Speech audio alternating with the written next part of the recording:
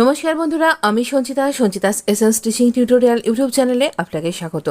আজকে কুর্তি ফ্রন্ট নেক ডিজাইন বা বলতে পারেন যে ইয়ক প্যাটার্ন নেক ডিজাইন আজকে আপনার সাথে শেয়ার করব এবং এটা একেবারে বিগিনার্সের জন্য ভীষণ সুন্দর একটা ইজি টিপসের সাথে শেয়ার করছি।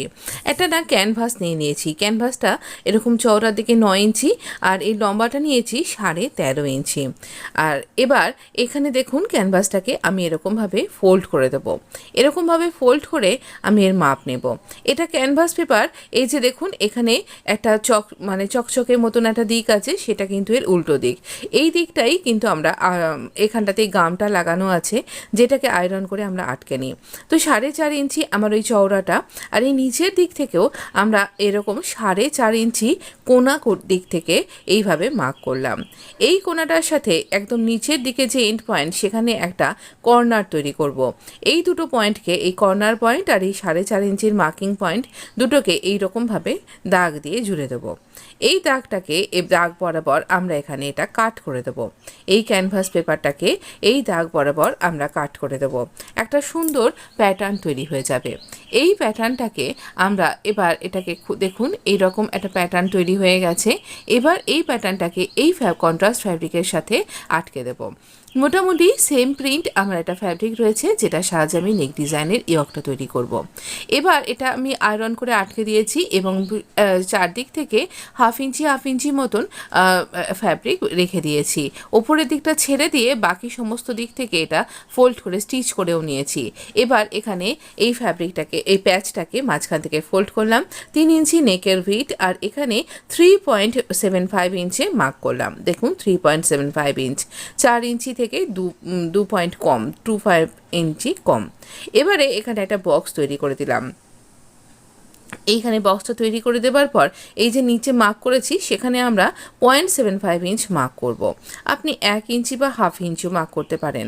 এবার এই এখানে 2 ইঞ্চিতে নিচে লম্বার দিকে মার্ক করে এই দুটো পয়েন্টকে জুড়ে দিয়ে একটা ভি নেকের শেপ তৈরি করব। আর এই যে বক্সটা তৈরি করেছি, এখানে আমরা একটা রাউন্ড শেপ তৈরি করব। তাহলে হলো তো আপনার একটা সুইট হার্ট নেক ডিজাইন।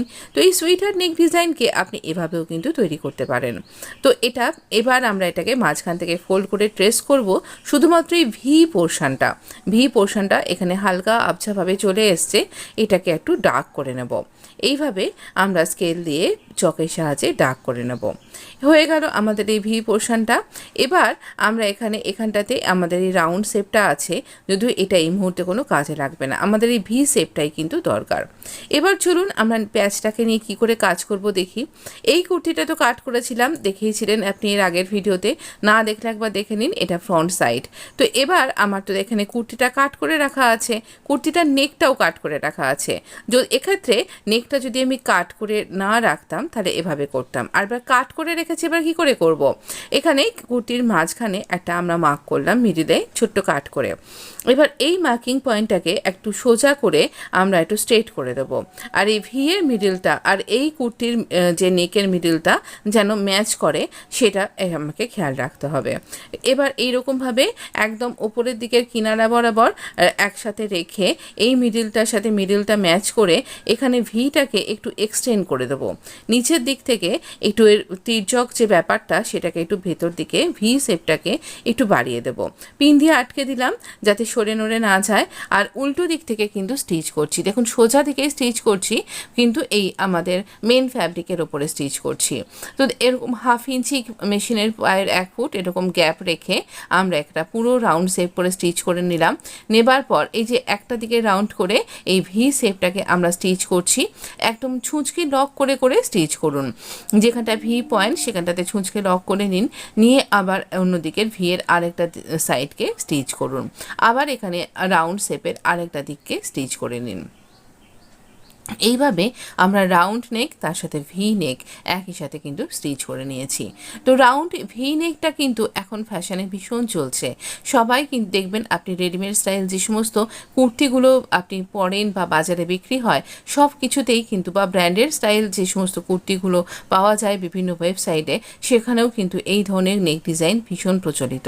তাই এইগুলা অবশ্যই তৈরি করতে পারেন।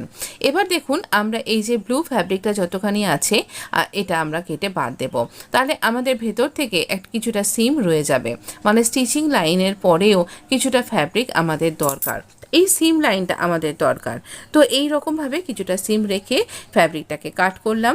আর এবার এই ভি নেকটার পালা, একদম মিডলে ভি পর্যন্ত এখানে কাট করুন, কিন্তু দেখবেন যেন আপনার স্টিচিং লাইনটা যেন কাট হয়ে না যায়। এবার আমরা এই ভি শেপের যে দুটো পাশের কিছুটা ফ্যাব্রিক রয়েছে সেটা কেটে বাদ দিয়ে দেবো। আর এই গোল রাউন্ড বরাবর ছোট ছোট করে কাট করব, তাহলে গলাটা ইজিলি টার্ন হয়ে যাবে। আমি একদম বিগিনার্সরা যেভাবে করতে সুবিধা পাবে সেইভাবেই কিন্তু শেখাচ্ছি।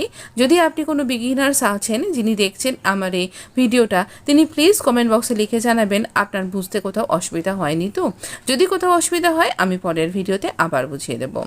দেখুন এবার আমরা এটাকে টার্ন করে নিলাম সামনের দিকে। নেবার পরে আমি এখানে এটাকে স্টিচ করব, একটা টপ স্টিচ। একটু টেনে টেনে ভেতর দিকের যে আমাদের এই লাল ফ্যাব্রিকটা একটু ভালো করে টেনে নেবেন, তাহলে এই ব্লু ফ্যাব্রিকটা বেরিয়ে আসবে ভালোভাবে। আর একদম কিনারা বরাবর স্টিচ করুন, এই ব্লু ফ্যাব্রিকের ম্যাচিং কালারের সুতো দিয়ে এখানে একদম কিনারা বরাবর স্টিচ করুন। প্রথমে এই রাউন্ড নেক পর্যন্ত আমরা এখানে স্টিচ করব, ভিটা যেন পারফেক্টভাবে বেরিয়ে আসে। এইখানে অবধি স্টিচ করে নেবার পরে দেখুন এইখানে নিচ অবধি স্টিচ করব। এখানে আরও একটা ব্যাপার, আপনি কিন্তু বিগিনার্স, তাই আপনাকে একবার একটু আয়রন করে নিলে সুবিধা হবে আপনার কাজ করতে। তো এইখানে ছুঁচকে লক করলাম, লক করার পর আবার এখানে কিন্তু আমরা এখানে এই ধার বরাবর স্টিচ করব। আরেকটা ভি তৈরি করে নিলাম। নেবার পর আবার আমরা এই বাকি যে রাউন্ড নেকটা সেটাকেও টান টান করে নিয়ে একটু তলার দিক থেকে টানলেই দেখবেন ব্লু কালারের যে আমাদের প্যাচটা, এই স্কাই ব্লু কালারের প্যাচটা বেরিয়ে আসছে।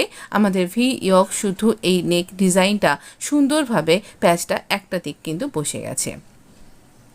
কিন্তু এখানেই শেষ নয়, 1 ইঞ্চি আমরা একটা ফ্যাব্রিক নিয়েছি, একটা কন্ট্রাস্ট ফ্যাব্রিক। এখানে আমরা ভি প্ল্যাকেট তৈরি করব। ভি প্ল্যাকেট কি করে তৈরি করব, আমরা এখানে এই স্ট্রিপটা 1 ইঞ্চি স্ট্রিপ এইভাবে ফোল্ড করলাম, যেভাবে আপনি দেখতে পেলেন। আপনি এভাবে আয়রন করতে পারেন। তো এভাবে আমি এখানে একটা সাইড বরাবর এখানে স্টিচ করছি, এইখানে মিডলে মার্ক করে নিয়েছি আর এই পর্যন্ত স্টিচ করলাম। এরকম ভিয়ের একটা সাইডকে প্ল্যাকেট, মাঝখানটাকে প্ল্যাকেট করে এই বরাবর স্টিচ করলাম, এর দুটো সাইডকে স্টিচ করে নিলাম। এবার আবারও আমরা এরকমভাবে ফ্যাব্রিককে ফোল্ড করব।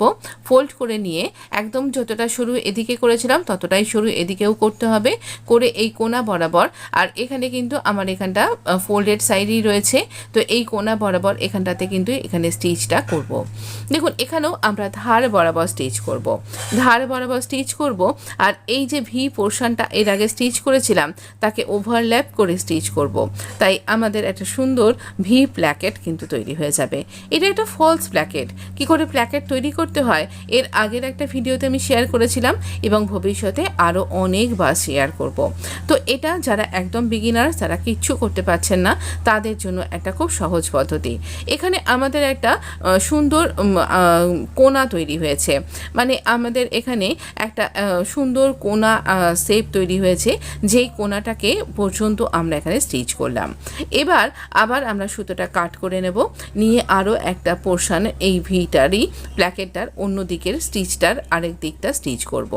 এই স্টিচটা করবার সময় খেয়াল রাখতে হবে আপনার ফ্যাব্রিক যেন ফুলে না যায়, কুঁচকে না যায়, টান টান থাকে এবং স্ট্রিপটাও যেন সমানটা হয়। আবারও আমরা এরকমভাবে ফ্যাব্রিককে ফোল্ড করছি, করে অ্যাজ এ বর্ডার আমি এখানে এই ইয়কটার সমস্ত 3টে দিককে লক করে দেবো। ইয়কটার এই ধারের অংশটাতে স্টিচ করতে হতো, তাকে আমরা আরেকটা এই রকমভাবে ফ্যাব্রিক লেস ইউজ করছি, এই রকমভাবে এই ফ্যাব্রিক স্ট্রিপ দিয়ে। আপনি ইচ্ছা করলে যে কোনো লেস কিন্তু ইউজ করতেই পারেন। লেস দিয়ে কি করে তৈরি করতে হয় আগামী দিনে না হয় আপনার সাথে শেয়ার করব, কিন্তু সবসময় সবার কাছে বাড়িতে লেস মজুদ থাকবে এমনটা তো নাও হতে পারে। তাই ফ্যাব্রিক দিয়েও আমরা কিন্তু করতে পারি, আমাদের বেঁচে থাকা কুর্তির ফ্যাব্রিক সেগুলো দিয়ে করতে পারা যায়। কিন্তু দেখুন এখানটাতে আমরা একটা কর্নার তৈরি করব, সুন্দর করে একটা শেপ তৈরি করুন। আমাদের এখানে একটা কর্নার রয়েছে, এই কর্নারগুলোতে সুন্দরভাবে এই প্যাচের জন্য ফোল্ড করে দিন, এই স্ট্রিপটাকে দিয়ে এইভাবে স্টিচ করে ওভারলক করে স্টিচ করে দিন। দেবার পর দুবার স্টিচ করে আমরা আবার এগিয়ে যাব। আবার দেখুন এই পর্যন্ত স্টিচ করা হয়ে যাবার পর আবার কিনারা বরাবর এখানটাতে স্টিচ করব। আবারও দেখুন একটা কোনা অংশ রয়েছে, আর এই যে অংশটা এটাকে এই কোনারগুলো ধার করে সুন্দর করে সেভ করে ছেঁটে দিলাম। আর এইখানে আমরা একটা প্রপার একদম সার্ফ ভি শেপ তৈরি করব। এইখানে ভি শেপটা যেন একদম কোনাটা যেন ঠিক সার্ফ ভি এর মতনই হয়, কিন্তু পারফেক্টভাবে এটা করতে হবে। দেখুন আমি দুবার করে আপনাকে দেখাচ্ছি, একবার করে নিয়ে আবার খুলে নিয়ে আবার দেখালাম।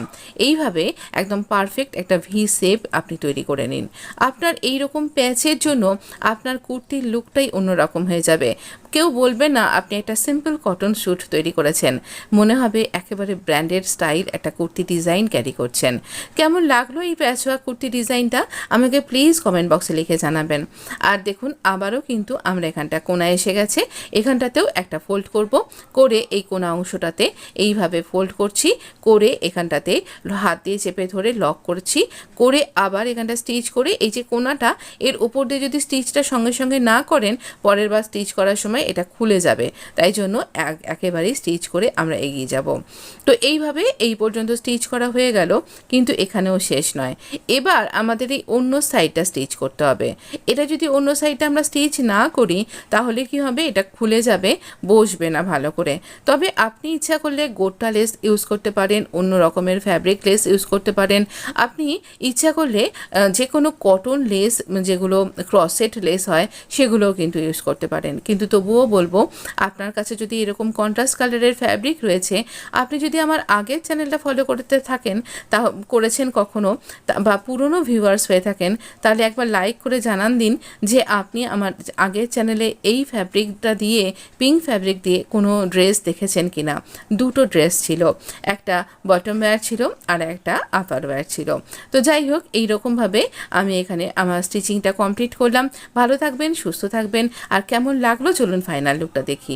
এখানে আপনি ইচ্ছা করলে কিন্তু বাটন ইউজ করতে পারেন, ফলস বাটন, ফলস ব্ল্যাকেটের ওপর এইরকম ম্যাচিং কালারের কিংবা উডেন কালারের বা উডেন বাটন। তো এইরকম যেমন খুশি ইচ্ছা করুন আপনি লাগাতে পারেন, বা না লাগালেও কিছু যাবে আসবে না, ভীষণ সুন্দর দেখতে লাগবে। আর আপনি বলুন কেমন লাগছে। ভালো লাগলে চ্যানেলটা ইউজফুল মনে হলে প্লিজ লাইক, শেয়ার, সাবস্ক্রাইব এবং কমেন্ট।